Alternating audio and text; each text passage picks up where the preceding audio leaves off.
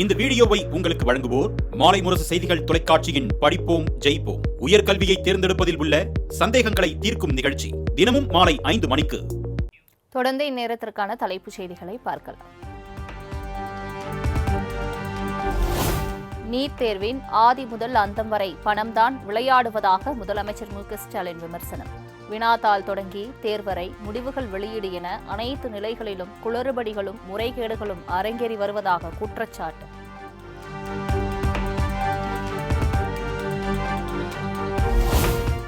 RSS BJP மாநாடுகளில் show பீஸாக உட்கார நேரம் இருக்கும் அதிமுகவினருக்கு நீட்டை எதிர்த்து பேச நேரமோ மானமோ இல்லை. முதலமைச்சர் மு.க.ஸ்டாலின் விளாசல்.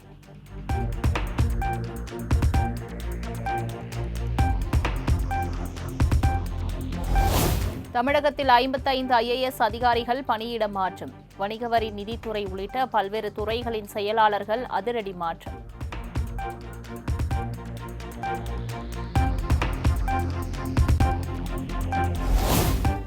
மதுரை புதிய மாவட்ட ஆட்சியராக பிரவீன்குமார் IAS நியமனம்.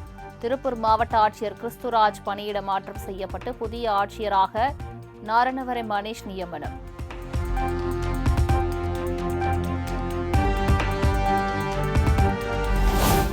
நிதித்துறை செயலாளராக வெங்கடேஷ், உயர்கல்வித்துறை செயலாளராக சங்கர் IAS நியமனம்.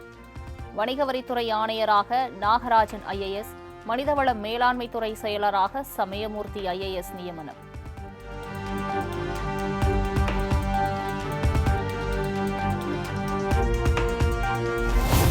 திருச்செந்தூர் முருகன் கோவில் குடமுழுக்கு நேரத்தை மாற்ற முடியாது. கோயில் நிர்வாகம் அமைத்த நிபுணர் குழு முடிவு செய்த நேரத்திலேயே குடமுழுக்கு நடத்த உயர்நீதிமன்ற மதுரை கிளை உத்தரவு.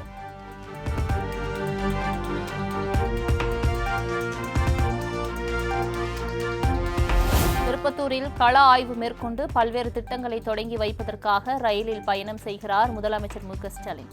ஜூன் 25ஆம் தேதி சென்னை MGR சென்டர் ரயில் நிலையத்திலிருந்து காட்பாடி செல்கிறார்.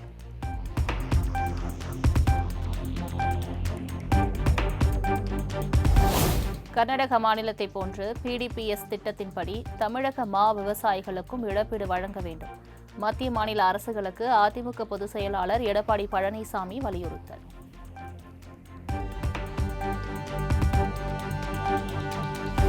திராவிடத்தை எதிர்த்து நடந்த முருகன் மாநாட்டில் அதிமுக முன்னாள் அமைச்சர்கள் பங்கேற்றது வெட்கக்கேடானது என அமைச்சர் ரகுபதி விமர்சனம். அண்ணா திமுக என்ற பெயரை பயன்படுத்தும் தகுதியே அதிமுகவினருக்கு இல்லாமல் போய்விட்டதாகவும் சாடல்.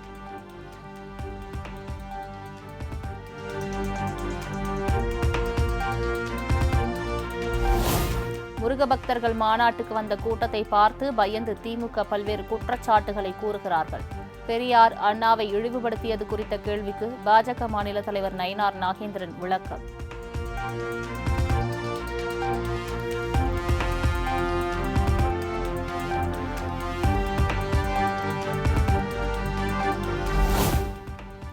யார் பலம் வாய்ந்தவர்கள் என நயினார் நாகேந்திரன் அண்ணாமலை இடையே கடும் போட்டி நிலவுகிறது. நயினார் நாகேந்திரன் பச்சை துண்டுடனும் அண்ணாமலை காவி துண்டுடனும் சுற்றுவதாக அமைச்சர் சேகர்பாபு விமர்சனம்.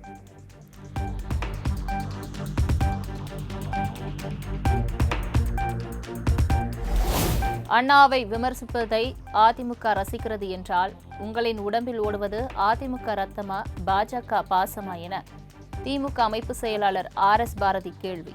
உங்கள் தாயை விமர்சனம் செய்தாலும் இப்படிதான் சோற்றால் அடித்த பிண்டங்களாக அமர்ந்திருப்பீர்களா என காட்டும்.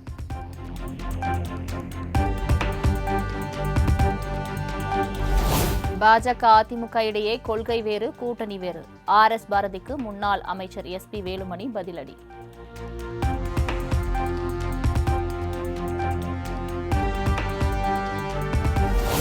கோவையில் நடந்த RSS நிகழ்ச்சியில் பங்கேற்றது ஏன்?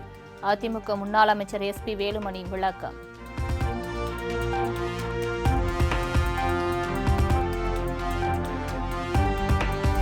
மதுரை முருக பக்தர்கள் மாநாட்டில் அண்ணாவை விமர்சனம் செய்தது வருத்தம் என அதிமுக முன்னாள் அமைச்சர் KT ராஜேந்திர பாலாஜி கருத்து.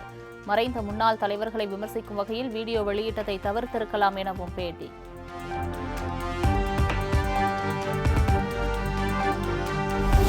முருகனை வைத்து நாங்கள் அரசியல் செய்யவில்லை, ஒரு சிலர்தான் அதனை அரசியலாக்க நினைக்கின்றனர்.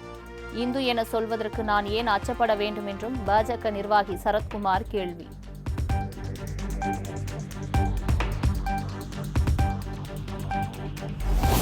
திமுக ஆட்சியை அகற்ற அதிமுக கூட்டணிக்கு விஜய் வர வேண்டும்.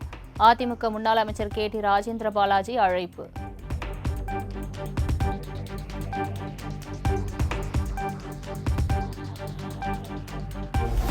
போதைப் பொருள் பயன்படுத்திய புகாரின் கீழ் பிரபல நடிகர் ஸ்ரீகாந்த் கைது. சென்னை கீழ்ப்பாக்கம் அரசு மருத்துவமனையில் நடைபெற்ற பரிசோதனையில் போதைப் பொருள் பயன்படுத்தியது உறுதியானதை அடுத்து போலீசார் நடவடிக்கை.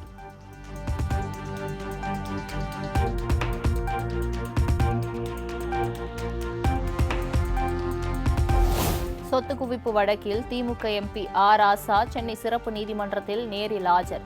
குற்றச்சாட்டு பதியப்படும் என அறிவிக்கப்பட்ட நிலையில் விசாரணை ஜூன் 30ஆம் தேதிக்கு தள்ளி வைப்பு.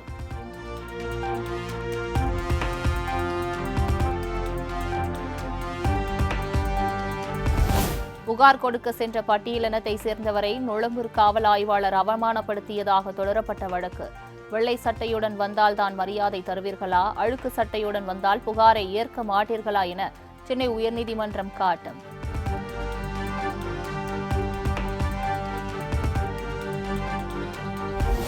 நடிகர் சிங்கமுத்துவுக்கு எதிராக நடிகர் வடிவேலு தொடர்ந்த அவதூறு வழக்கில் வழங்கப்பட்ட தடை உத்தரவு நீக்கம். நடிகர் சிங்கமுத்துவுக்கு 2500 ரூபாய் அபராதம் விதித்து சென்னை உயர்நீதிமன்றம் உத்தரவு.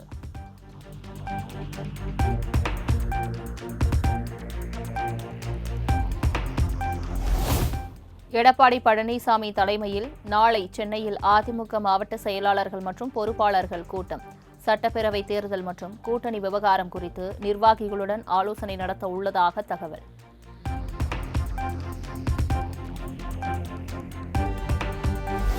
சட்டவிரோத பண பரிமாற்ற தடை சட்ட வழக்கு. முன்னாள் அமைச்சர் செந்தில் பாலாஜி, அவரது சகோதரர் அசோக்குமார் உள்ளிட்டோரும் சென்னை முதன்மை அமர்வு நீதிமன்றத்தில் நேரில் ஆஜர்.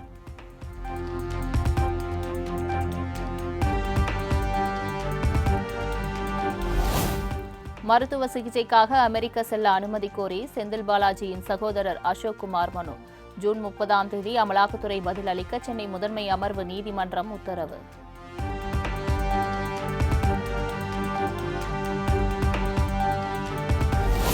சென்னை சேப்பாக்கத்தில் உள்ள குடிசைகள் மற்றும் கால்வாய் பகுதிகள் திரைசீலை போட்டு மறைப்பு. துணை முதலமைச்சர் உதயநிதி நிகழ்ச்சியில் சலசலப்பு.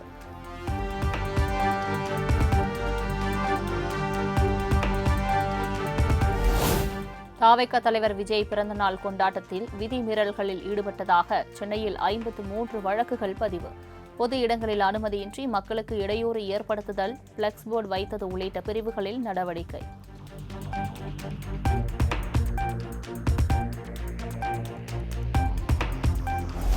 தமிழ்நாட்டில் மேலும் 2 இடங்களில் மினி டைடல் பார்க் அமைப்பதற்கு டெண்டர் கோரியது தமிழ்நாடு அரசு. நெல்லை மற்றும் கன்னியாகுமரியில் மினி டைடல் பூங்கா அமைப்பதற்கான முதற்கட்ட பணிகள் தொடக்கம்.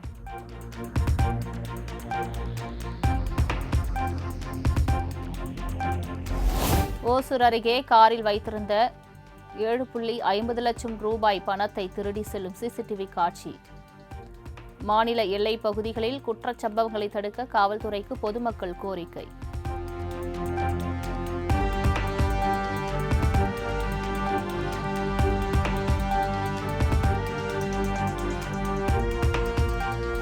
கொடைக்கானல் அருகே ராட்சத மரம் முறிந்து விழுந்ததில் 4 உயரழுத்த மின் கம்பங்கள் சேதம். மின் இணைப்பு துண்டிக்கப்பட்டு சீரமைப்பு பணிகளில் ஈடுபட தீயணைப்பு படை வீரர்கள்.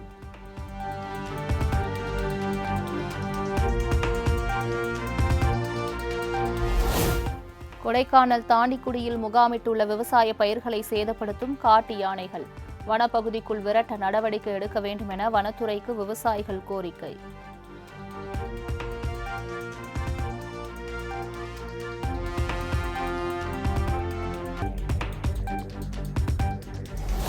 சேலத்தில் சட்டவிரோதமாக குழந்தை விற்பனையில் ஈடுபட்ட 6 பேர் கொண்ட கும்பல் கைது.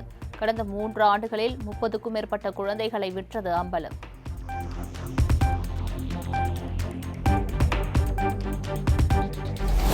பள்ளி நேரத்தில் கூடுதல் பேருந்துகள் இயக்க வலியுறுத்தி தஞ்சாவூர் 8 கரம்பை புறவழிச்சாலையில் பொதுமக்கள், மாணவர்கள் மறியல் போராட்டம். குறைந்த அளவிலான பேருந்துகள் இயக்கத்தால் கடும் அவதிக்குள்ளாவதாக குற்றச்சாட்டு.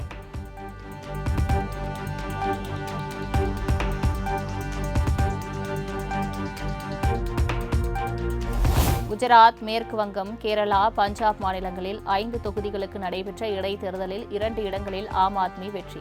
தலா ஒரு இடத்தில் பாஜக, காங்கிரஸ், திரிணாமுல் காங்கிரஸ் கட்சிகள் வெற்றி.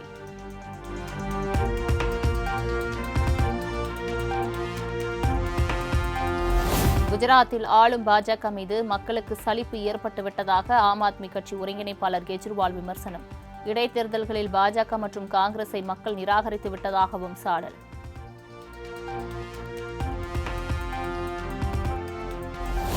மேற்கு வங்க சட்டப்பேரவையிலிருந்து பாஜக எம்எல்ஏக்கள் 4 பேர் இடைநீக்கம் செய்யப்பட்டதற்கு எதிர்ப்பு. கொல்கத்தா சட்டப்பேரவை வளாகம் முன்பு பாஜக எம்எல்ஏக்கள் போராட்டம்.